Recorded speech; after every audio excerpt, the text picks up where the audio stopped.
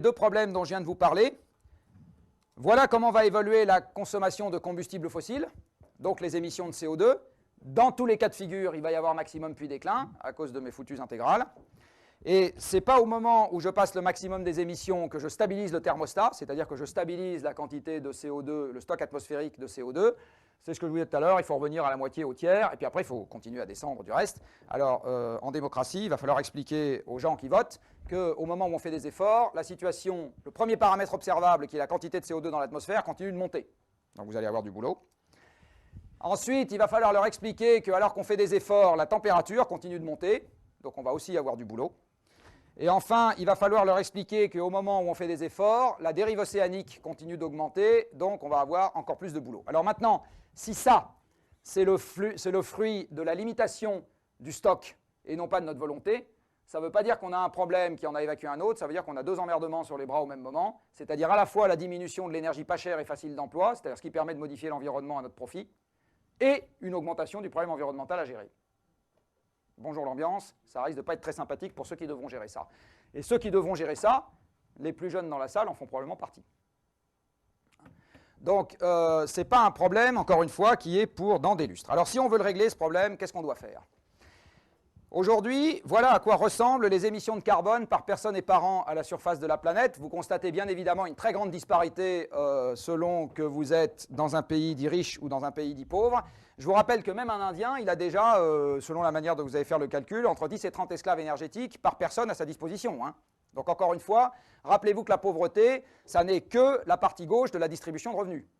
Hein. Pour supprimer la pauvreté, il faut avoir d'Irak, pas d'autre solution. Tant que vous avez une gaussienne dans votre courbe de répartition des revenus, vous avez de la pauvreté par définition. Par définition. Puisque c'est toute la partie de la courbe qui est en dessous d'un certain pourcentage de la valeur médiane. D'accord ? Donc supprimer la pauvreté, c'est un non-sens mathématique. Réduire les inégalités, ça c'est possible. Réduire l'écart type. Supprimer la pauvreté, c'est mathématiquement impossible, sauf à avoir un Dirac. Impossible sinon. Donc, j'en reviens à ce que je disais. Non, je vous dis ça parce que, encore une fois, il y a des notions pour lesquelles on considère qu'on comprend ce que ça veut dire, alors qu'en fait, on ne comprend pas du tout ce que ça veut dire. Là, c'est pareil. Moi, j'ai vécu jusqu'à 40 ans et quelques sans savoir ce que c'était que la définition de la pauvreté. Quand vous regardez ce que c'est comme définition, vous vous rendez compte qu'il y a des affirmations qui ne tiennent pas la route. Ça ne veut pas dire qu'il ne faut pas vivre dans un monde plus juste. C'est pas ça que je suis en train de dire. Hein. Alors, je reviens à ce que je disais. Donc ici, vous avez votre répartition des émissions de carbone. Et le trait horizontal rouge, c'est l'allocation à laquelle nous avons droit, chacun d'entre nous, dans un monde qui n'aurait pas vu sa population croître et dans lequel on aurait divisé les émissions mondiales de CO2 par 2. Et si on fait une division par 3 et qu'on fait croître la population, on est au trait bleu. Donc le monde du développement durable se balade quelque part entre les émissions actuelles d'un Indien et les émissions actuelles d'un Brésilien. C'est ça notre objectif. Il faut que, aussi vite que possible, les émissions moyennes d'un Français reviennent au niveau actuel des émissions d'un Indien ou d'un Brésilien. Ne pensez pas une seconde que ces gens-là vont pouvoir monter jusqu'au niveau des émissions moyennes qu'on a ici, la boîte implose avant. Ça n'arrivera pas. Ça n'arrivera pas. Je peux le répéter une troisième fois. Ça n'arrivera pas. En France, ça veut dire qu'il faut qu'on apprenne à se contenter de 60 esclaves énergétiques par personne. Alors pourquoi est-ce que je n'ai pas fait une division par 4 dans cette histoire, puisqu'il s'agit du facteur 4 là? Parce que j'ai 30 esclaves énergétiques qui viennent du nucléaire et de l'hydraulique, ceux-là je me les garde, ils ne font pas de CO2. Et les 120 qui restent, j'étais à 150 au début, les 120 qui restent, je les divise par 4, ça m'en fait 30. Donc j'avais 30 sans CO2, plus 30 avec CO2, ça m'en fait 60. Hein. Si je veux à l'occasion me débarrasser aussi du nucléaire, j'en ai plus que 30. Question de choix. Alors, ce quota, et là vous allez voir que même vous, vous êtes over quota, avec quoi est-ce qu'il est atteint? Il est atteint dès que vous montez dans un avion, je crois savoir que les chercheurs montent de temps en temps dans un avion. Dès que vous avez utilisé quelques milliers de kilowattheures pour faire une expérience, par exemple, parce que pour avoir fait le bilan carbone du CEA à Saclay, je sais que certaines expériences consomment des quantités d'électricité non négligeables. Dès que vous avez acheté un microscope électronique, alors là, ça, même pas la peine d'en parler, vous avez complètement explosé votre quota, mais quand vous avez acheté un ordinateur et demi, vous avez aussi explosé votre quota. Hein. Pour faire ça, vous émettez à peu près 300 kg de carbone. C'est toute l'électricité faite au combustible fossile dans les pays dans lesquels vous fabriquez les semi-conducteurs. C'est toute l'énergie consommée pour faire la chimie de spécialité et la chimie de base, enfin dans l'autre sens plutôt, qui vont permettre de faire les composants de l'ordinateur. C'est toute l'énergie qu'on a dépensée pour fabriquer les usines, transporter les pièces, etc., etc. Donc ça, c'est 300 kg de combustible fossile. Donc la civilisation Internet dématérialisée, je refais référence à Zazie, et vous savez ce qu'elle disait, c'est pas vrai, c'est absolument pas vrai. Vous construisez 4 mètres carrés de logement, vous avez épuisé votre quota. Vous chauffez un bout de maison pendant un mois, vous avez épuisé votre quota. Et vous venez travailler ici toute l'année en voiture, vous avez épuisé votre quota. Quand je dis vous avez épuisé votre quota, ça veut dire qu'une fois que vous avez fait ça, vous n'avez plus droit à rien de tout ça. Donc vous devez trouver quelqu'un qui n'a même pas fait ça et lui acheter le bout de quota qui lui reste pour avoir le droit de vous chauffer ou d'acheter un peu d'électricité ou d'acheter une chaise, ou etc. Les jeunes dans cette salle vont se dire, ce mec-là est insupportable, parce que ça, c'est le monde dans lequel je vis, et il n'est pas question de me le supprimer. Alors, moi, je ne suis pas quelqu'un qui est un coupeur de tête par vocation. Par contre, je constate simplement que tous ces trucs-là sont extrêmement récents. C'est-à-dire qu'il y a 50 ans, il n'y avait pas une chambre à coucher par enfant, il n'y avait pas l'avion démocratique, il n'y avait pas la voiture démocratique, il n'y avait pas les supermarchés démocratiques, et il n'y avait pas le chauffage central dans toutes les maisons. Et il n'y avait pas l'électricité dans toutes les maisons non plus. Respectable Jean Jouzel, que vous connaissez tous sûrement dans cette salle, est né dans une ferme à Janzé, il a 60 ans, il est né dans une ferme à Janzé en Bretagne, il n'y avait pas le chauffage central, il n'y avait pas l'électricité, il n'y avait évidemment pas de voiture, etc. D'accord. Et il a 60 ans. Donc, tous ces trucs-là qu'on considère aujourd'hui comme acquis pour l'éternité sont extrêmement récents et extrêmement fragiles dans le contexte énergétique dans lequel nous vivons. Et il est assez vraisemblable que ça ne va pas tenir à l'avenir, même si on fait des efforts considérables sur le reste des énergies, et on y vient. C'est avec ça 3 petites additions que je vais conclure, ou 3 petites multiplications. On va utiliser, c'est la règle de 3 qui tue pour moi. On dit que les émissions, je les rends égales aux émissions de CO2, sur quoi on devrait être d'accord, et après je les divise et je les multiplie par la consommation énergétique mondiale, le PIB mondial et la population mondiale. Ce qui me permet de dire que mes émissions de gaz carbonique sont égales à ça qui est le contenu en gaz carbonique de l'énergie, ça qui est l'intensité énergétique de l'économie, ça qui est le PIB par personne, ce qui, à peu de choses près, est le pouvoir d'achat par personne, et ça, c'est la population. Je dis également que si je mets ce terme-là sous contrainte, ce que j'ai envie de faire, eh ben, je dois pouvoir retrouver ma contrainte dans la manière dont ces termes-là vont évoluer. Alors, je commence à mettre le terme de gauche sous contrainte, et je dis que je veux le diviser par 2 à zap. Et je dis même du reste que, à cause de mes fichus intégrales bornées, de toute façon, viendra un moment où ça arrivera, et où forever, les émissions de CO2 de l'humanité seront inférieures à la moitié de ce qu'elles sont aujourd'hui. C'est juste une question de temps. Alors après, je vais aller voir l'Institut national d'études démographiques, où il y a des collègues à vous, et je vais leur demander, est-ce que la population mondiale va être divisée par 2 dans les 41 ans qui viennent? Et ils m'expliquent que, sauf grippe aviaire ou autre plaisanterie de ce genre, non, ce qu'ils voient, c'est qu'on va gagner, on va monter à 9 milliards, donc on va gagner 35% entre maintenant et 2050. Donc si là je dois diviser par 2 et que là je commence par multiplier par 1,35, c'est que j'ai du chemin à faire sur le reste. Alors le chemin à faire sur le reste est en gros une division par 2 quelque chose. Donc je vais voir M. Attali et je lui demande s'il envisage de diviser le PIB par personne par 2, quelque chose. Et Attali m'explique que non. Cela étant, un quart d'heure après, il pourrait m'expliquer que oui, lui ça ne le dérange pas. Et que je l'ai vécu personnellement, donc je raconterai l'anecdote après si ça vous amuse. Donc 2% de croissance par an, bah, vous êtes comme moi champion des intérêts composés, même si vous n'êtes pas banquier, ça vous fait 1,02 à la puissance 41, ça vous fait une multiplication par un petit facteur 2,5 à l'échéance. D'accord ? Donc là j'ai multiplié par 1,3 et là par 2,5, ce qui veut dire que si je dois ici diviser par 2, ben, tout l'effort est apporté sur ce que j'appelle ici Magic Technique. Magic Technique, c'est pas trop les gens comme vous, c'est plutôt les gens qui viennent après, c'est-à-dire les ingénieurs. Donc vous avez 2 catégories dans Magic Technique. Vous avez les ingénieurs qui vous savent faire des cafetières, essentielles comme vous avez compris, plus efficaces. Donc j'achète la même cafetière qui a été fabriquée avec moins d'énergie et qui va consommer moins d'énergie. Alors en fait avec Nespresso c'est faux, je vous le dis tout de suite, c'est l'inverse. Mais partout, tous les usages consomment de plus en plus d'énergie dans un monde dans lequel le prix réel de l'énergie baisse, partout. Et ici, c'est la deuxième catégorie d'ingénieurs qui font Magic Technique, c'est ceux qui vont me faire de l'énergie finale avec le moins de CO2 possible. D'accord ? Donc ils vont me remplacer mes centrales à charbon par des centrales nucléaires et des éoliennes, ils vont me remplacer mes centrales à charbon par des centrales à gaz, ils vont me remplacer mes centrales à charbon par des centrales à charbon avec capture et séquestration, etc. C'est ça qu'ils vont me faire.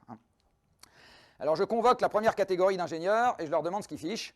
Et ils me disent, bah monsieur, depuis 35 ans, on a réussi à gagner 30%. C'est-à-dire qu'aujourd'hui, pour faire $1 de PIB, il faut consommer 30% d'énergie en moins qu'il y a 35 ans.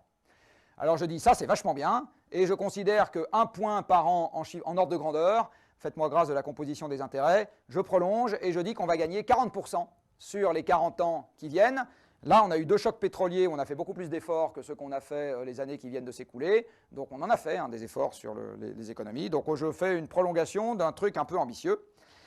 Et à ce moment, je me rends compte que sur les 40 ans qui viennent, il faut diviser par 4 le contenu en gaz carbonique de l'énergie, dans un contexte dans lequel je multiplie par 2 l'approvisionnement énergétique primaire de la planète.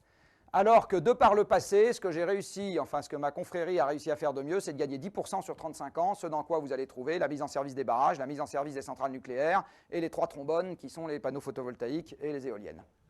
Donc, il faut passer de 10% en 35 ans à 75% en 41 ans. C'est-à-dire que l'évolution qui était celle-ci doit devenir celle-là. Alors la partie du bas, c'est hachement facile. On va en discuter, c'est hachement facile. Il suffit de monter les prix. Aucun problème. C'est le but du jeu de la taxe carbone qui va être discuté dans 15 jours ou 3 semaines sous l'égide de Michel Rocard. Et par contre, ça, alors là, accrochez-vous. Accrochez-vous, parce que si vous voulez faire ça sur les renouvelables, voilà la situation de départ sur les renouvelables. Alors les renouvelables, retenez une règle simple, il y en a d'autant moins sur la planète que le journal français en parle plus. Assez bonne approximation. Si vous voulez énoncer ça de manière plus rigoureuse, c'est leur importance dans le bilan énergétique mondial est inversement proportionnelle à leur pagination dans le journal français. Si vous demandez aux Français, ce que j'ai vu dans un sondage dans Les Échos, excellent journal au demeurant il n'y a pas très longtemps, c'est quoi les énergies renouvelables pour vous? 2 tiers des Français vous disent c'est les éoliennes et les panneaux photovoltaïques. Bah non, les énergies renouvelables dans le monde, c'est le bois et c'est l'hydroélectricité. Ce qui veut dire, soit dit en passant, que les pays dans lesquels vous avez beaucoup d'énergie renouvelable, aujourd'hui, ce n'est pas des pays dans lesquels les dirigeants politiques sont plus éclairés que les autres, c'est des pays dans lesquels la superficie forestière et la superficie montagneuse, par tête de pipe, sont plus élevées qu'ailleurs.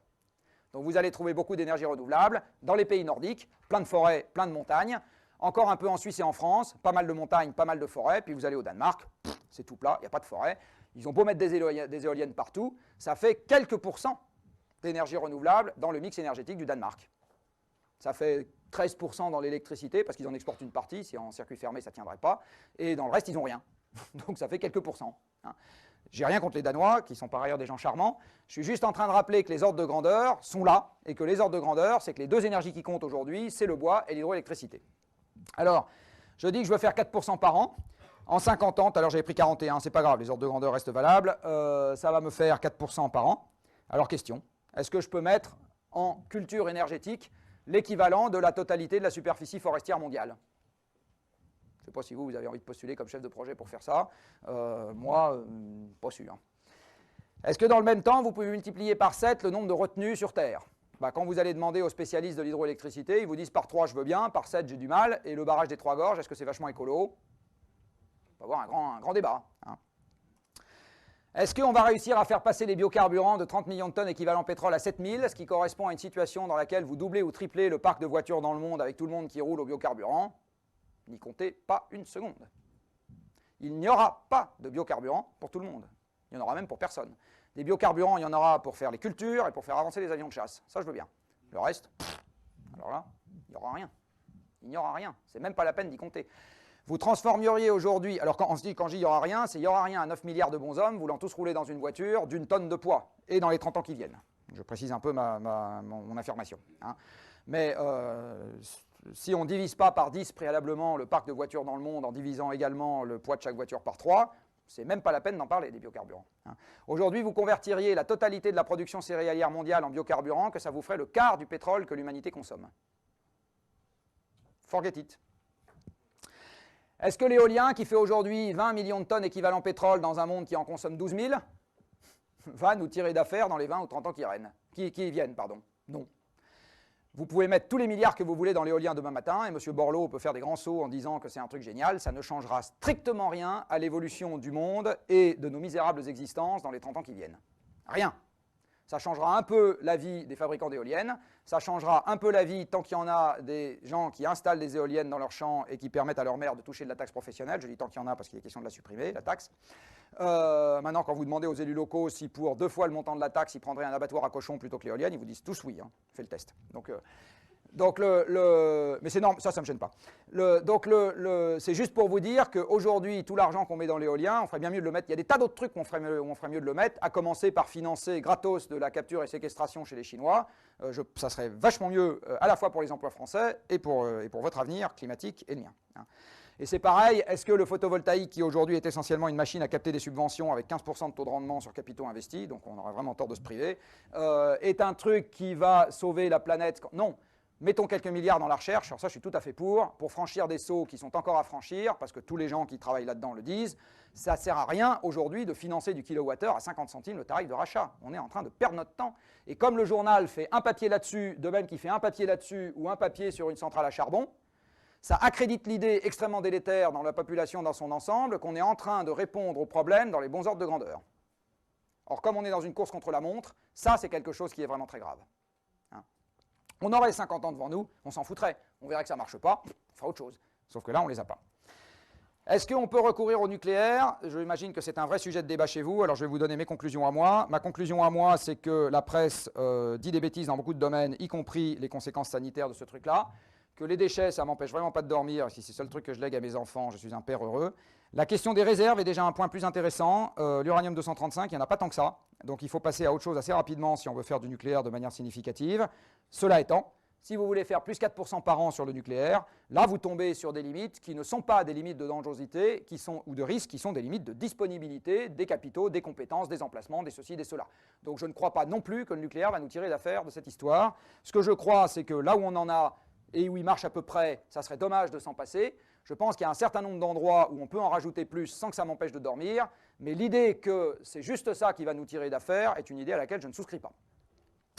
Alors maintenant, je vous propose une autre équation de Kaya. On va un peu changer les termes. Vous voyez, ça, on divise toujours par 2. La population, on va considérer qu'on tue personne pour le moment, donc elle augmente toujours autant. Fin du PIB, qui croît. Donc le PIB est à croissance nulle. Sauf qu'aujourd'hui, le PIB mondial par personne est aux alentours de 8 000 $ par habitant et par an, et le vôtre est aux alentours de 30 000 $ par habitant et par an. Donc si j'égalise les conditions de vie sur Terre, je divise vos revenus par 5. On est d'accord? Vous irez vous expliquer avec les autres. C'est ça que je fais. À ce moment, si je suis en prolongation tendancielle sur l'efficacité énergétique, je peux me contenter de juste 25% sur le gain en CO2 par unité d'énergie. Et ça, je veux bien. D'accord? Ça, physiquement, pour moi, c'est un truc qui peut, à la rigueur, tenir la route. Mais vous voyez que ça veut dire que ce terme-là, dans les pays industrialisés actuels, il va faire quelque chose qui est à 180 degrés de ce que les lecteurs réclament aujourd'hui.